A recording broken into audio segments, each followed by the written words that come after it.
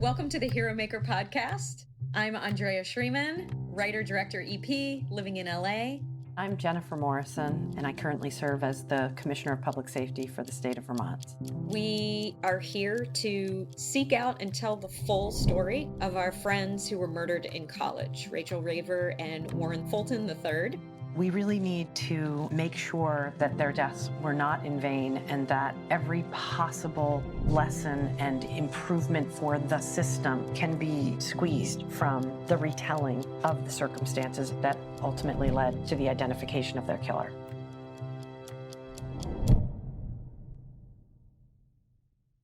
All right, we are back. Hero Maker podcast. Today, we are super fortunate to have with us a retired investigator from Fairfax County, Virginia. Bob Murphy was one of the first cold case investigators in one of the first units in the United States. So cold case squads were not always a thing in American policing, and Bob was one of the first in a cold case squad.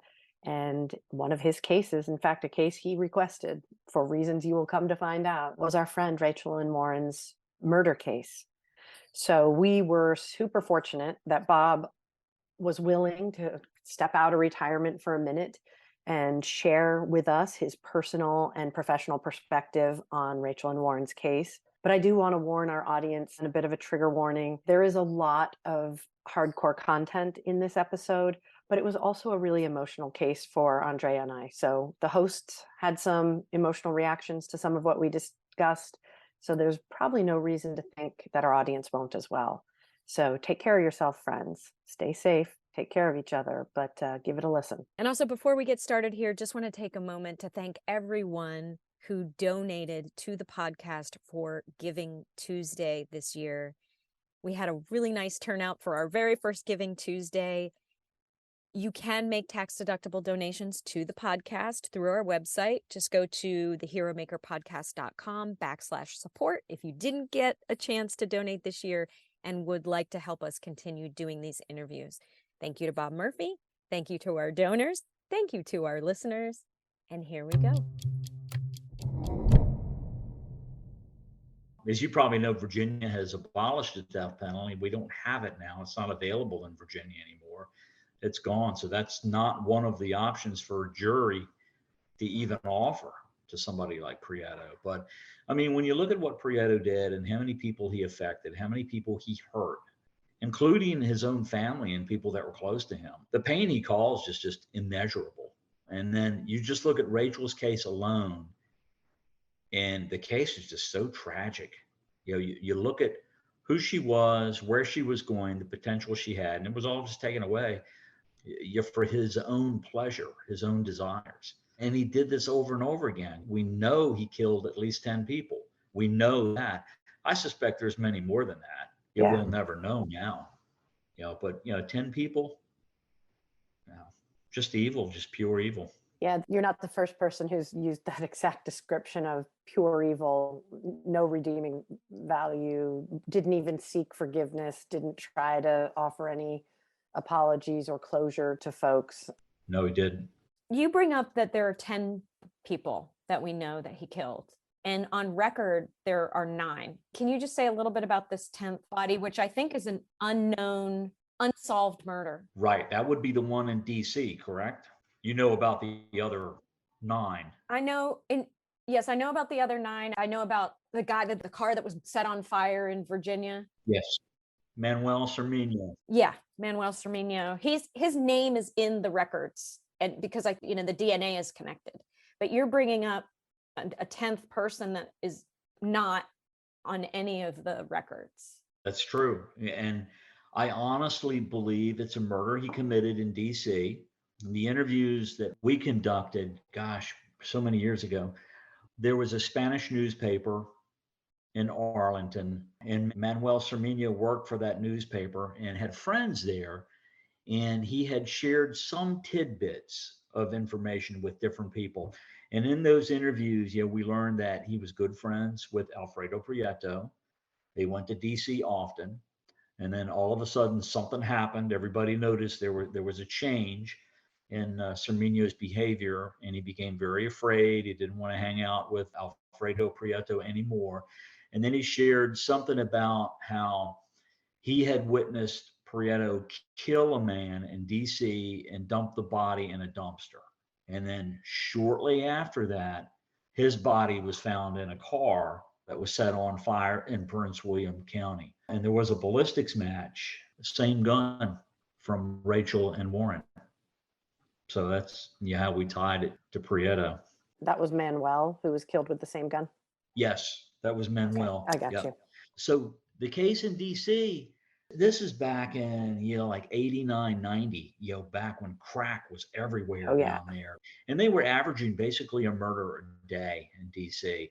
And I still think it's an unsolved murder in DC. Wow. I remember when we went to school there that they used to call, they used to call Washington, D.C. the murder capital of the world. They did. Yeah, because it was. There was more murder there per capita than any other city in the country.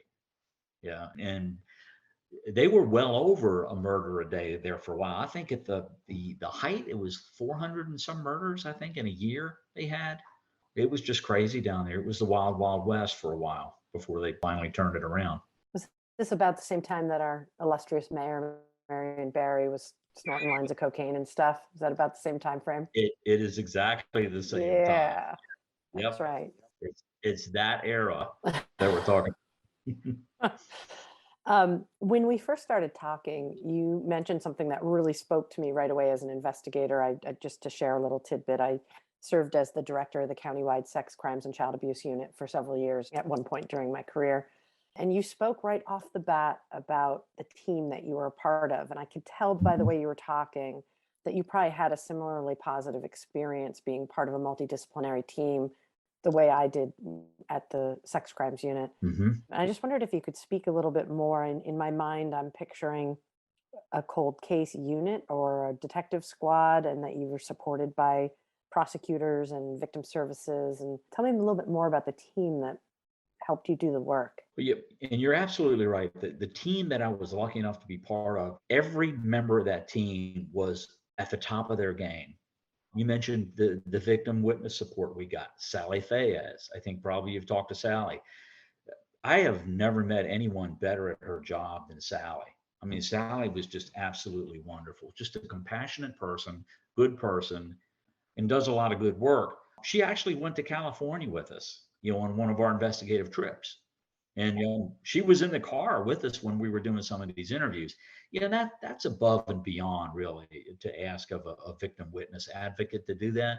But that's how heavily invested in the cases she was. When we brought all the witnesses out to Fairfax for the trials, Sally was the one picking them up at the airport, bringing them to court, taking them to dinner, taking them on tours of DC. She gave so much of herself to these folks. That's incredible.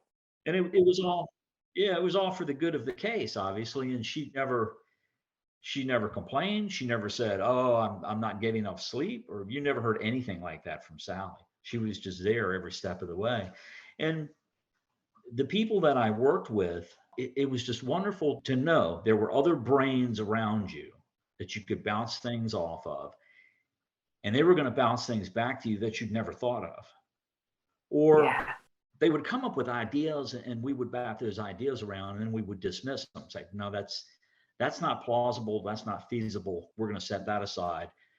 So we really didn't get radar lock on any crazy theories or anything like that. I feel like the collective brain kept us all on the right track with this. There was one detective I worked with from Texas originally, fluent in Spanish, just worked well with everybody. He had made trips to Salvador. So he had intimate knowledge of Salvador. And, not just like the capital Salvador, but, like the small towns and, the crime and the things down in Salvador. So he really could talk to a lot of people and had the experiences to draw on to talk to these people. And he was just a wealth of knowledge. And he was very helpful. And in fact, you probably know on the plane ride back from California to Virginia with Prieto, he sat with Prieto. And Prieto had already invoked, he had already said, "I'm not going to talk to you without a lawyer." I mean, Prieto had been in prison a long time at that point, and he was very refined. He knew his rights. He knew what to say and what not to say, but he couldn't resist talking Yeah. to this detective in Spanish. And they talked about anything and everything. They talked about politics.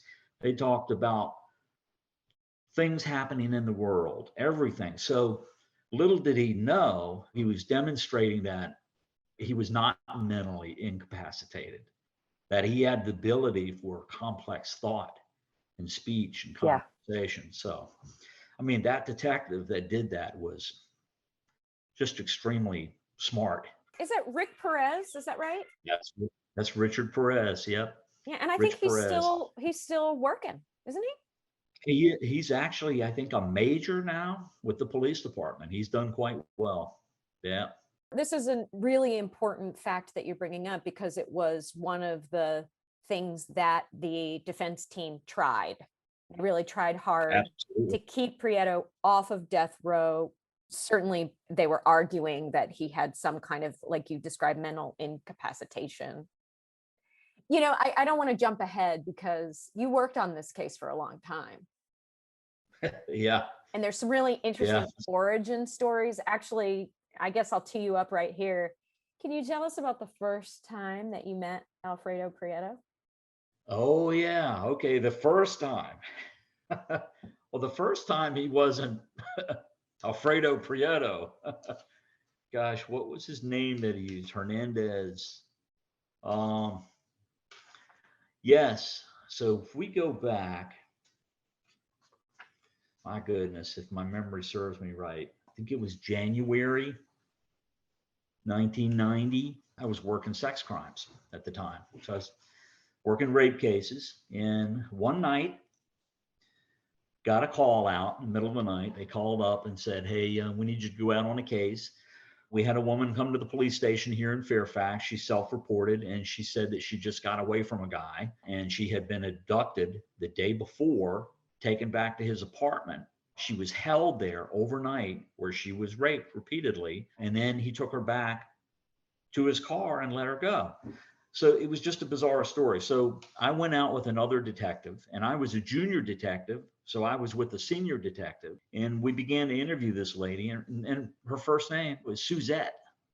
So we interviewed Suzette, and she said she was going down 66 in Fairfax County, I-66, and someone bumped her from behind. So she thought someone had, run into her. So she pulled off to the side of the road, and the guy came up to her window, and he stuck what she described as a huge handgun revolver, which sounds like what he was using back then, in her face, and demanded that she get in his car. So she leaves her car on the side of 66. They get in his car, and he takes her back to his apartment in Manassas, Virginia, which is in Prince William County. And he holds her overnight. And she decided that to try to survive this ordeal, she was going to treat it like it was a date and try to throw him off his game. Well, it worked. She was friendly with him. She went along with everything. She didn't resist anything. So he began to open up and talk with her a little bit. And then the next day, he took her back to her car and let her go. So she was able to take us back to the apartment and show us the apartment where this had occurred. Okay. So ultimately, we went back to that apartment, knocked on the door, and a man answered the door. He gave us a Virginia driver's license. I think that the name was Hernandez on the driver's license. And he told us a story that was plausible. He says, oh, I know her. We're friends. I've got her phone number. And he produced her phone number, which was correct. And he said, yeah, we met. We were here. Everything that happened here was consensual. And, she went home. I don't know what you're talking about. There's no problem. So we were perplexed. I believed Suzette. I think she was telling the truth. Some people didn't 100% believe her. And I think they were a little tough on her, in some of the interviews with Suzette. But Suzette stuck to her guns, good for her. She was even polygraphed at one point, to verify her story, which I thought was maybe going a little too far, but she passed polygraph. And she's like, I'll do whatever you need me to do, but I'm telling you the truth. She's very believable. So, such a bizarre case. You're trying to make something out of it. We went to the prosecutor and we laid it out to the prosecutor, and the prosecutor's like, I don't know what I have here. I've got proof problems. This is going to be really hard to prove, because he's going to say it's consensual. And after a couple of weeks, we went back to that same prosecutor, who was a good prosecutor, is now the judge. And we told the prosecutors, like, look, we feel like we have something here. We need to arrest this guy. We need to bring him in, do an interview with him. And he said, all right, he authorized a warrant for assault and battery. So that's the best we could get at the time. So he gave us a warrant for assault and battery. We got the warrant. We went down to Manassas to look for him, and he was gone. So at that point, I still didn't know who he was. I thought he was this guy, Hernandez. So it wasn't until 2005, 15 years later, that we finally find out who Alfredo Prieto is. As soon as we get the DNA hit, we get a name, we know where he is, we start researching him. We realize the case that he had been involved in, back in 1990, the Woodruff case and all that in California. And I talked to the detective, and he says, I'll send you my whole case file and you can sift through it. And he says, he's from Virginia, right? And I said, no. I said, I didn't know he's from Virginia. He says, well, he's got ties to Virginia. So we're like, well, great. It's like, send us the case file. So he sent his entire case file out there. I'm flipping through the case file. I'll find a Virginia driver's license in there, and it's Hernandez with Prieto's picture on it. So I'm sitting there looking at that. I mean, that was just, you could hear me yell down the hallway. It's like, I couldn't believe it. I said some words, some of them started with F, but I was dumbfounded, that I had talked to this guy. I sat with this guy 15 years prior. Then I'm sitting there thinking, why couldn't we have caught him then? Why couldn't we have arrested him? Why couldn't we have locked him down, done something, to keep this guy off the streets? That was just uncanny. Those circles. I'm like, how does that happen? How does that circle like that occur? And that is small world. Oh, we crossed the path with the guy that's a killer, and then 15 years you're with him again. Well, how many years were you on the cold case for Rachael and Warren? Like, how many years had you been plugging away at that before that revelation came? Yeah, I started working on Rachael's case in 1999. So 9 years later, I picked up Rachael and Warren's case, and everybody knew Rachael and Warren's case. I remember the day it happened. The day it happened, I was a stolen car detective. I was working auto theft. But everybody knew about the case, and everybody was working on it and trying to come up with something, innovative to help solve that case. So I was in stolen cars in, the 88, 89, those years when it happened. And then I went to sex crimes, and I worked sex crimes. And then I went to homicide. And then ultimately in 1999, I went to cold case homicide. And that's when, one of the first cases I wanted to pick up and work on was Rachael's and Warren's. And that's when I picked it up in 99. And so, in 1999, that's when in Virginia, CODIS was coming into being. The combined DNA index system, the nationwide DNA data bank. So in 1999, I resubmitted Rachael's and Warren's case because we knew there was genetic material there. We knew that. And sure enough, there was. It took a year before finally the lab got back with us and said, we've got good news and bad news. They said, the good news is we've got a DNA match on your case. We're like, great, who is it? They said, well, it's not a who, it's a what, it's another case. Mm-hmm. So, and that was Veronica Jefferson's case in Arlington. So that's when we started working with Arlington County PD, and we started comparing notes and comparing those cases. And as you know, Veronica Jefferson is African-American female. Rachael's Caucasian female, but very dissimilar. You wouldn't expect, the same perpetrator for those two cases, but it was matched in DNA. So we worked together on that case, gosh, from 2000 to 2005, trying to figure it out, and came up with just hundreds and hundreds of suspects. The good thing is we had the DNA. So we could get DNA from the suspect and eliminate it. And that's what we did with all those people. We eliminated a lot of people, through DNA. Until, finally one day out of the blue, I got the call from the lab again. They said, we got a hit on a guy in prison. He's sitting in prison in California on death row, and he's been there since 1990. So we're like, the whole time we've been running around chasing our tails, he's been sitting in San Quentin prison in California. And it took an act of legislature in California to submit prisoners' DNA to the DNA database for us to finally get that information. Because they realized, they had the database going too, but they hadn't submitted any of their previously convicted offenders. So finally, somebody realized they needed to do that. As soon as they did that, we got the match. I've been talking a lot. Sorry. No, that's exactly what we're here for. Let me ask you this. How many detectives globally in the Detective Bureau might there have been around the time you were moving through the different units? Like 100 detectives, 200 detectives? You mean my police department? Yeah. 120. 120 detectives. And you, by the first contact with this guy while you're in the sex crimes unit, you've moved to homicide and now to another unit, and it comes full circle. Like, right. What are the chances of this? Oh, you don't know how many times I've thought about that in my own mind. It's like, what are the chances of this? What made this happen?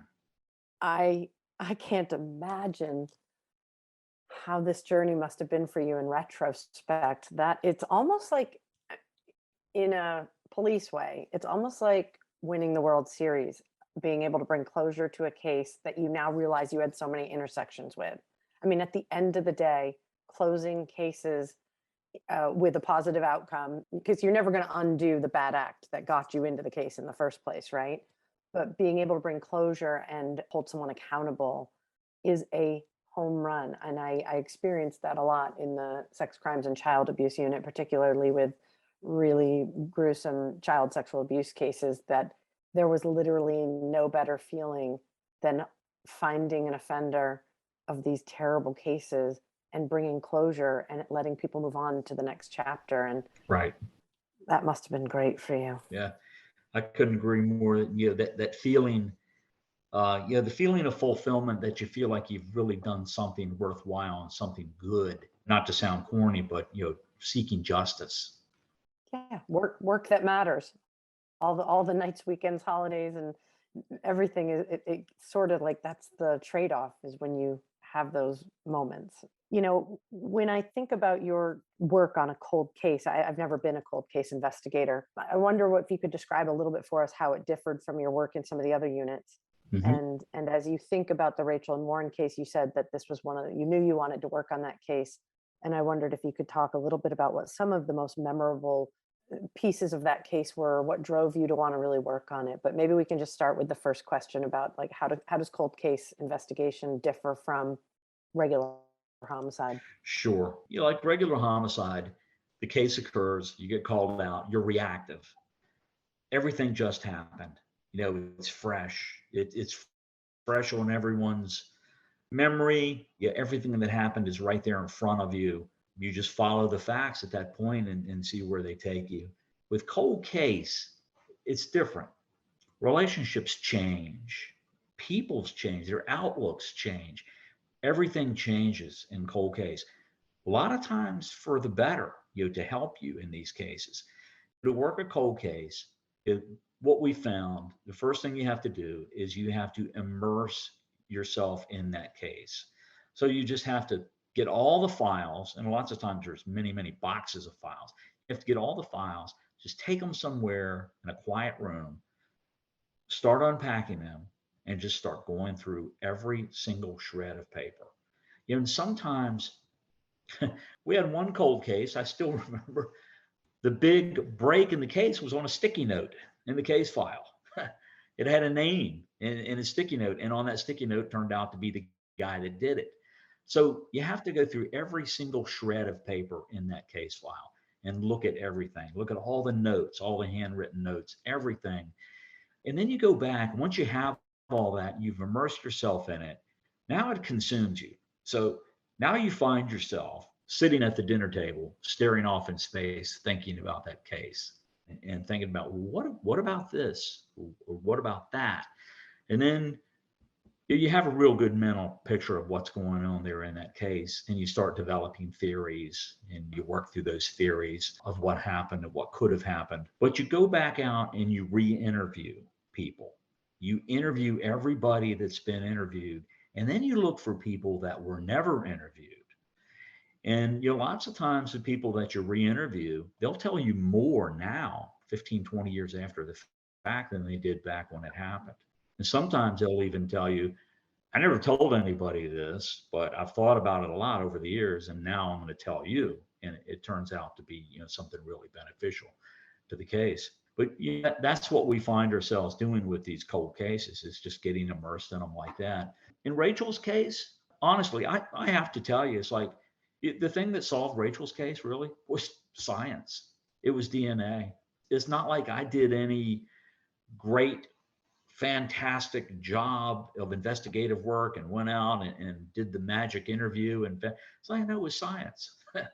We took what we had, we resubmitted it. And I have to give kudos to the lab techs that were doing the work and finding the DNA, separating it, and then loading it into CODIS. And that's really where they put us on the track. They gave us a name. They're like, hey, this is who did it. Go prove it. So then our job became, how do we prove this guy did it? I mean, he's going to have a hard time explaining how and why his DNA got there, but you have to try to figure out what's this guy doing here in Virginia. We went down that journey with basically almost just profiling this guy, going back to the very beginning, from when did he come into country? How did he come into country? Where did he come into country? What did he do? How did he grow up? And that's where Rich Perez, going out to California with us, out in like Pomona, California, where he came into California. And he was introduced to the gangs, Pomona, Northside, PNS tattooed right across his back. That's where he was introduced to the gang life at age 15. And that's kind of what set him down that road. Then you start realizing all these things, and then you start digging and digging and digging, and you find out that he has a father that was in California and now lives in Arlington. Okay. And where does the father work? Dulles Airport, cutting grass. So now where Rachael and Warren's bodies were found was right off the Dulles Toll Road, which connects Washington, D.C. to Dulles Airport. And they mowed grass there. So it turns out, Prieto worked with his father. And then we started to build a timeline. It was really interesting to be able to fill in that timeline. And that's where we found out things like Manuel Cerminho, things like that. We'd have a gap in the timeline. What was he doing during this gap in the timeline? Where was he? Things like that. And leading us all the way up to January of 1990 with Suzette case in Fairfax County with the rape. And then he goes back to California. Isn't it a little weird that he had already raped and murdered multiple women and then he did not murder Suzette? That's a disjointed timeline in my estimation and experience. It absolutely is. It's abnormal. She's an outlier. She survived. Yeah. Yeah. But then for me, that raises the question of how many other people did he rape and potentially murder between Rachael and Warren's death and the Suzette thing, which was a year? Two? Well, December of 88, and you're saying January of 1990, so 14 months. Right. There has to be some out there. There has to be, because a predator like this, he's not going to stop what he's doing until he gets stopped.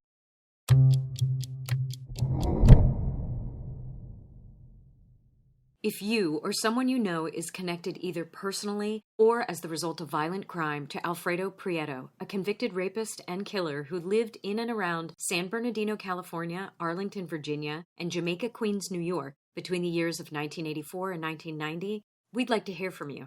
please email us at info@theheromakerpodcast.com.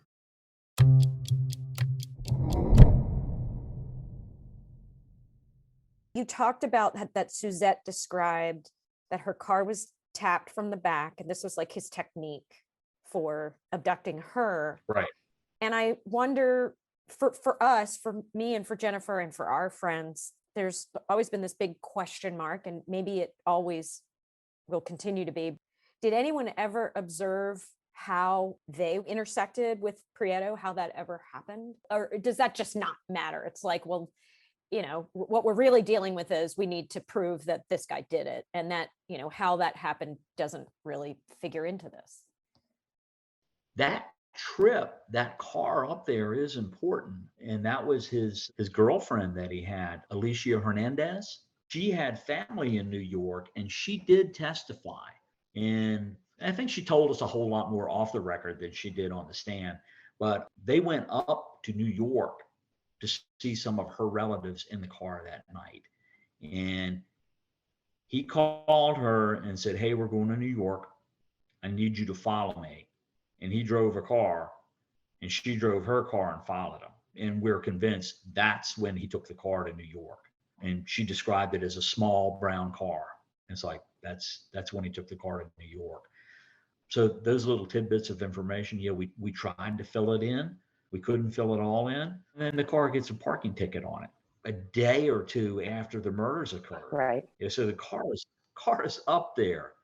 Within like 48 hours, the car is there and gets a parking ticket on it. And it wasn't in NCIC then yet, because Warren and Rachael weren't reported missing until, I think, Sunday. Yeah, Sunday. They got reported missing on Sunday, and there was a delay of getting the car entered and all. It was just, almost a comedy of errors, that those things occurred the way they did. When we finally got up there to get the car, there were 10 or 12 parking tickets on the car. They just continually put parking tickets on it. But there was less and less of the car there. The tags were gone. You could have run the VIN, I suppose, to try to determine the origin of that car. But that's a classic not my job, because the parking enforcement personnel, they're just getting another stat, so to speak. They're pumping the tickets out. That's their job. It's not necessarily their job to determine, why is this burnt out hulk of a vehicle here from Virginia. Right. I do want to share that just hearing that piece of it for me about what Alicia said, that she told you he called and he said, we're going to New York. And even just getting that amount of information, it's helping me just have something else to hold on to that I didn't know before. That is part of the transition, I guess, of everything that happened, because I guess that not knowing stuff, not knowing is so weird and so hard around this. Mm-hmm. I didn't realize how meaningful it was to hear even just that little bit. So thank you. Yeah, we've all struggled since the day it happened, and even to this day. We've all struggled with how did they go from a bar where we were all hanging out, and they were the responsible ones who left early so that they could go to a church function with Warren's parents the next day. Right. Or the rest of the gang stayed out till last call. What happened between the responsible 20-somethings, athletic, can hold their own young adults, left the bar? Right. How did this happen? Like, that has always haunted all of us. And it also contributed to this incredible sense that our little bubble down at GW was no longer safe. Because if it could happen to a young woman with a big strapping athlete boyfriend, it could happen to two soccer players, or a soccer player and a gymnast out together. The not knowing contributed to a lot of fear in real time.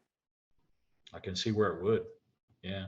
So Jen, you were at Mr. Day's bar that night? I don't have a specific recollection of being there that night. And I just don't know. Yeah. Yeah. And that's something we've pondered a lot too, thinking about the case. How did Prieto, who's not a big guy, he's like 5'6", 145 pounds. How did that guy, get the drop on Warren? Yeah. Who's like 6'2", 220 pounds, and Rachael, who's an athlete. How did he get them to get in the car? And the only thing we kept coming back to was the equalizer, the gun. The hog leg. It sounded like he had a straight up 357 hog leg, like you see in the heat of the night or something. Right. The gun. It had to have been the gun. I mean, he commanded them to do, and they did it. And they got in the car, and then we're like, well, okay, who drove? Who drove the car? Where did he sit? Did he sit in the back with a gun on somebody? And how did all that happen? We just know that it did. And I think also about their characters, and that they were very generous, giving, would help anybody. I feel like if he used his charisma, which apparently he had some, because he gave you all a nice show when you came to see him at his place in Manassas, right? He was very convincing. So, I mean, he also could have played some part, like, I need help with something. That could have been another approach that I could see, he might have had the ability. Yeah, I don't know. Those are facts we don't know. And those are facts that I've always wondered about. If they had known what was about to happen, they would have done something. That. They would have fought. Yep. Because there was evidence that at a certain point, both of them ran, right? Well, yeah. We know from the crime scene that Warren's body we found first. And when the caretaker went on the property, I think it was Tuesday morning, they went missing Saturday night, Sunday morning. When the caretaker went on the property on Tuesday, he found Warren's body first. And he was wearing, a yellow jacket, that I think was Rachel's, that he'd borrowed from Rachael that night. But he shot in the back, and looking at the scene, it looks like he was made to kneel, and then he shot fairly close to the road, far enough off the road where you couldn't see him, but fairly close to the road. So it looks like Prieto, they stop the car, they get out of the car, he walks him in, and then at that point, he shoots and he kills Warren right there. And I think that really demonstrates to most people, it's like, okay, what Prieto's motive is at that point. Warren, unfortunately, was simply in the way. And he was eliminating the athletic guy, the big guy, the guy that could stop this, the guy that could hurt him. He's going to take care of that threat first, and he did. So then further into the field, if this is too much, too painful, tell me to stop. You can put earmuffs on, Shreems. I can probably handle this, so you can put earmuffs on. No, I want to hear it. I'm sorry that I'm just so reactive. Well, and these facts were heard by a jury, and I think these facts, I think they upset a lot of jurors, rightfully so. They should, but the jurors needed to hear this, and they heard it.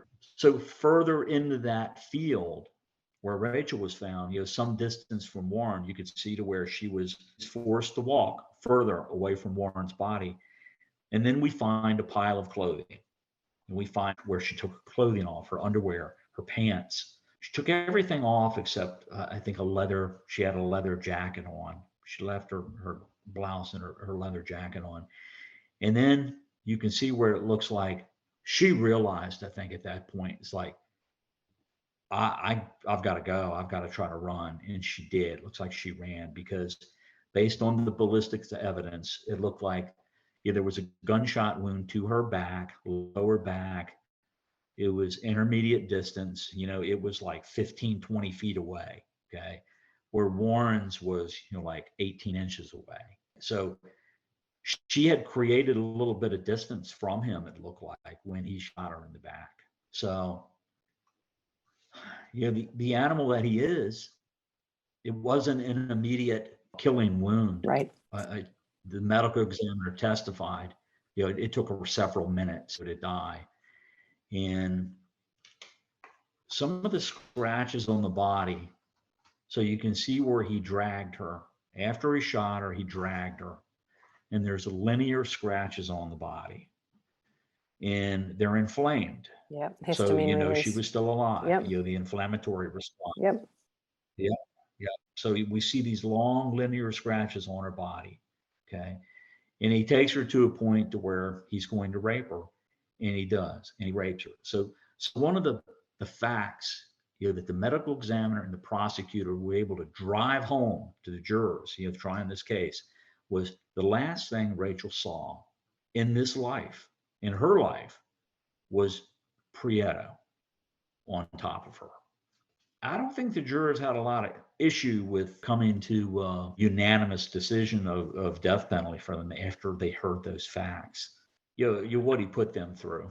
Yeah, and I think we knew most of those facts, but not like in this specific detail. Like we knew she had been raped, that she had been shot and then raped. I thought she had been shot a second time. Is that not true? It's not true. Just one time. Okay. Yeah, just one time.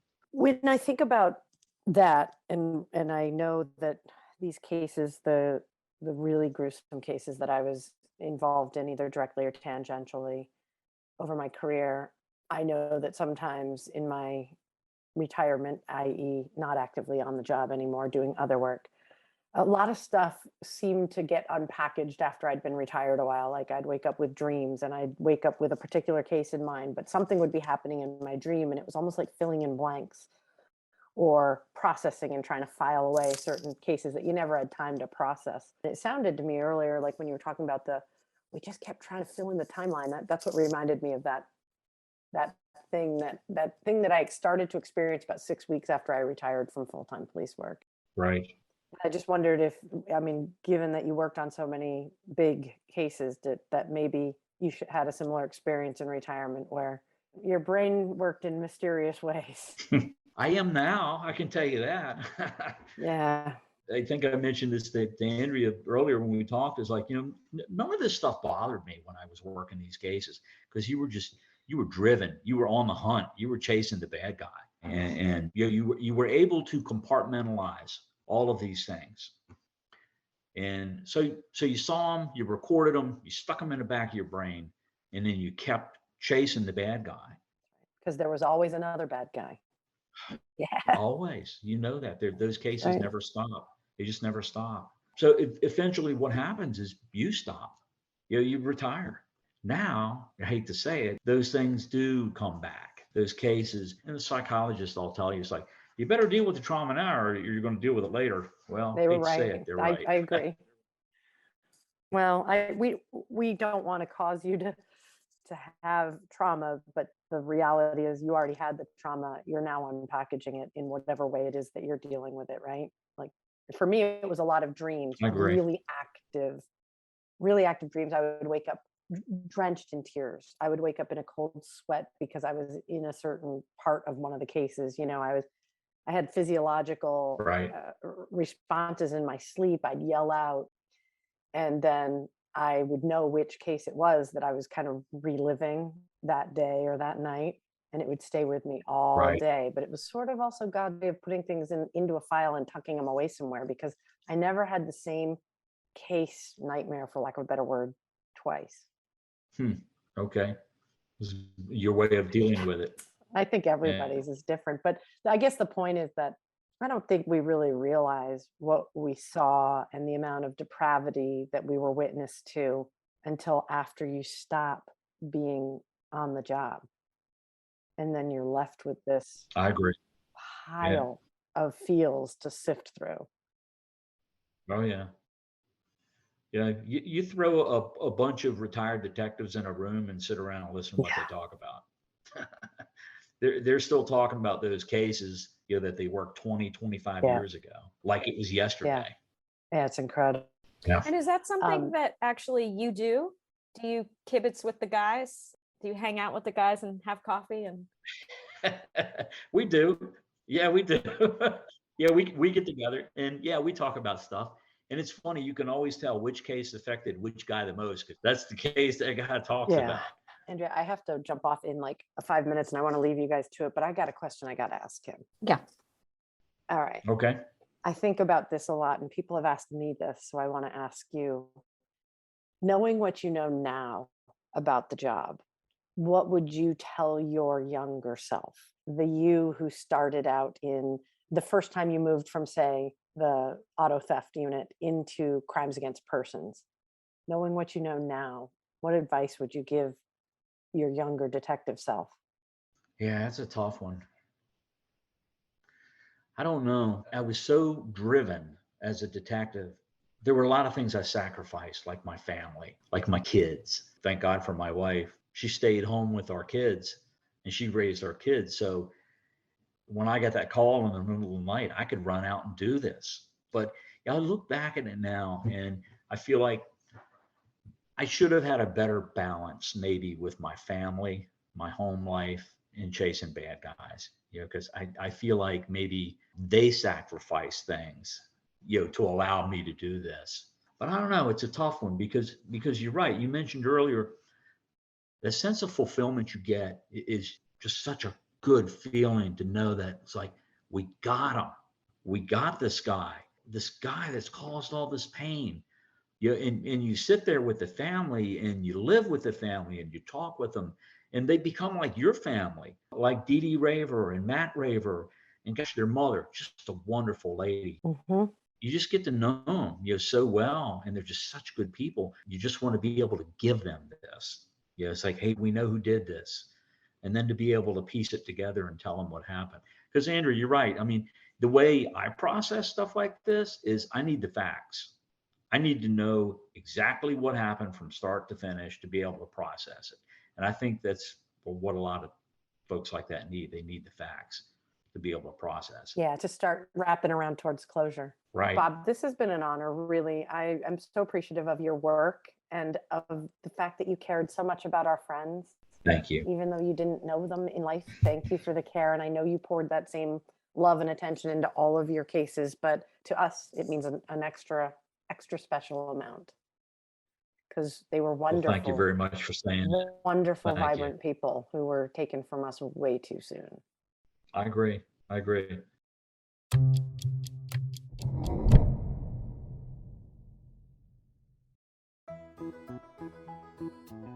The Williamson County Cultural Arts Commission of Franklin, Tennessee wishes to thank our men and women in blue who help us deliver safe and fun family and community cultural events year-round, including one of the only authentic bluegrass festivals in the country. Bluegrass Along the Harpeth takes place every July and at the Williamson County Fair in August and at the annual Tennessee International Independent Film Festival. Check out our full calendar of events at wccac-tn.org.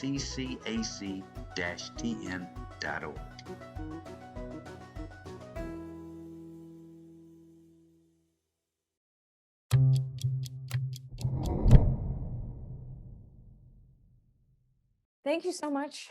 That was really, I'm grateful that you showed up and hey, you kept it together. Sure. I didn't keep it all together. I don't know if you noticed. I saw a little bit. I get the big award for the tears. We definitely want to get the case files at some point, and we're going to be talking to some cool people on the West Coast soon. Okay. Yeah, there's definitely a West Coast connection. I remember we talked to Prieto's brother at one point in New Mexico. I actually talked to him. Okay. I talked to him. Okay. Are you talking about Guillermo? Yes, Guillermo. Yes. So you talked to Guillermo. It was an interesting. I talked to him this past week. He is 2 weeks away from retiring, and he had a really unique perspective. Obviously, I think a lot of people have a question of how can two people with the same experiences in life, biographical experiences, witnessing the same stuff that they witnessed in Salvador. Right. The execution of their grandfather, which was very impactful on all the kids, having a father arrested, having a mother moved to the United States and having to figure out life by themselves as kids on the street in San Salvador. These same biographical experiences, how can they end up so differently? How can Guillermo and the other brothers and sisters have functional, good lives, make money, have kids, have families, and then why does someone like Freddie go so wrong? Right. He was pretty cool about answering those questions and what he thought contributed to that. He definitely thought drugs had a lot to do with it. But yeah, he said he's not sure he wants to talk to us because he has grandchildren. He doesn't want them to know anything about this part of their family's past. Right. But he said he would be open to talking to me again. That's interesting. Yeah. Yeah. What was his opinion on his brother's execution? How did he feel about that? Pretty much one of the first things he said to me was that the whole family felt that it had contributed to his mother's rapid decline in dementia. That since 2015, that his mother had not been well. But that's an interesting question from you. Something that you're interested in knowing, how his brother's execution affected the family. Right. It is, because that was not lost on us. We knew that he had a family. I mean, we went out and talked to a lot of them. We met with them, and yeah, they seemed to be pretty decent people, except for his father. His father, when we talked to his father, he was in prison for rape. But I understood that his father had also been jailed for murder as well, or was it just rape? there was something like that. Was it a murder or a manslaughter or something Yeah, like I that? think so. But you remember Yeah. talking to his father? I do. Yeah. And he looked like an older version of Freddie. The same cavalier attitude, really wasn't going to help us. Just kind of like toying with us for entertainment to pass the time, that type thing. It was not interested in providing any compassion or help to anyone. It was more, what's in it for me, just very selfish. I guess it's natural to try to ask these questions about why does a person become like this? Yeah. No, I mean, it would be a great psychological study for someone. I always thought that. What exactly makes him tick? Why is he the way he was? But and the attorneys, the two defense attorneys that he had, Jonathan Shapiro and Peter Greenspun, great attorneys, well-known attorneys, some of the best attorneys in the country. And they did a really good job, laying all that out there. But nobody ever really got into the nuts and bolts of what made him like that. Yeah, I spoke with Jonathan Shapiro. Oh, did you? I did. Yeah, that is not an admirable job. And he did not have positive things to say about the criminal justice system. I think he called it a bloodbath. He was pretty passionate about it. You could tell he was a true believer, from his side. And if I was Prieto, that's what I would want. That's who I would want representing me. He needed the most rigorous defense. Yes. And he got a good one. He really did. And when I did start talking to Jonathan, he said, first of all, I'm not going to talk about guilt or innocence. That was the first thing he said to me. And then he said, I just don't believe in the death penalty. Nobody deserves to die.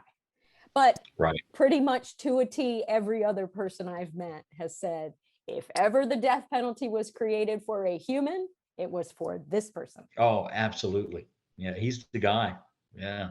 There's one person we haven't talked about at all, who I think is really integral in the success of putting this guy away not once, but twice. And that's Lisa. And if she comes to talk to us, it may be anonymously. I'm not sure if we'll ever get to talk to her. I hope we do, at least get to meet her. But the courage that it took for her to testify, not once, but twice, seems notable. It was. And she did some soul searching to come to that decision. That was not an easy decision for her. And I respect that.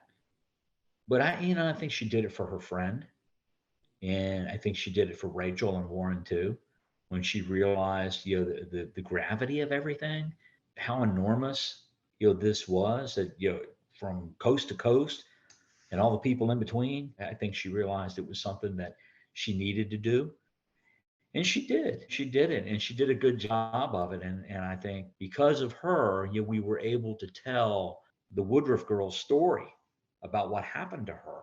And then we were able to compare, like Rachel's case and Tina's case and the Woodruff girl's case, would compare all three of those cases and see how similar they all were. And just the ripples that went out from each one of those cases. So many people were affected by it. But yeah, she needs to be commended for what she did. She did a good job. She did a good thing. Yeah. I just wonder, sometimes I feel like what I'm doing is, my hope is that in sitting down and having conversations with people, that there can be another layer of healing, whatever that means for each individual person, or people listening, or people who haven't felt safe to come forward and share their little piece of the story. And I'm just realizing now, like, part of your gift in your work was listening, right? Oh, thank you. That's probably one of the biggest compliments I think you could give anybody, to tell them they're a good listener. And I just wonder if you have any advice for me, for us, as we move forward and continue to create a space where people can share what there is to share and take that next step forward in their healing, or in giving something to the people that are coming after us to make policing and public safety and criminal justice the next iteration of good and better. Do you have anything you want to say to the system, or anything that you want to advise me in terms of how we move forward with this? Yeah, that's tough. I think what you're doing is very honorable. You're telling the story of people that never got to tell their story through life. So you're telling their story. I think that's a wonderful thing. I think there's a lot that could be learned from what you're telling. I also think that what you're telling, what you're putting out there, is very thought-provoking. I think it's going to cause people to think, maybe deep thought. It has me. I mean, you've made me think about things that I haven't thought about in years. And some of them are painful, but I'm reminded that there are people out there that are just good people, and they want to do the right thing. Every person you talk to has they have these deep, intimate facts of the case that are lost on everybody else because they weren't there, they didn't experience it, they didn't see it, they didn't record it in their memory. But you bring in all those things out, now people are seeing all those different perspectives. And I hope, you talk about the future of law enforcement. Boy, I don't know. I don't know what the future of law enforcement is, but I hope the future of law enforcement doesn't become antiseptic and sterile to the point that we lose sight of that. The fact that you need to have a connection with the person you're talking to, and to be able to allow them to talk to you and talk about those things that they're feeling, the things that they saw. And if you listen closely, there's just so much you can learn from that. You're like Lisa. I mean, you could just, in talking with her, you could just see her. She went right back to that night, and she started walking through it. And you could see her living through that night again and talking about those memories. But she wanted to, and I think it helped her, on some level.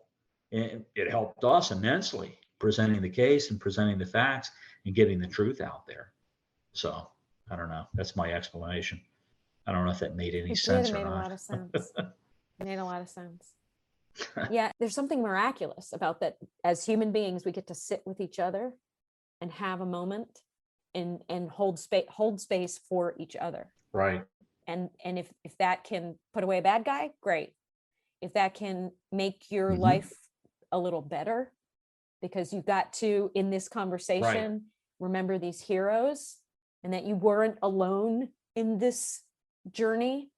If you can remember friendship. Right. Absolutely. Yeah. That human connection, it's just, it's hard to put your thumb on it, but that human connection.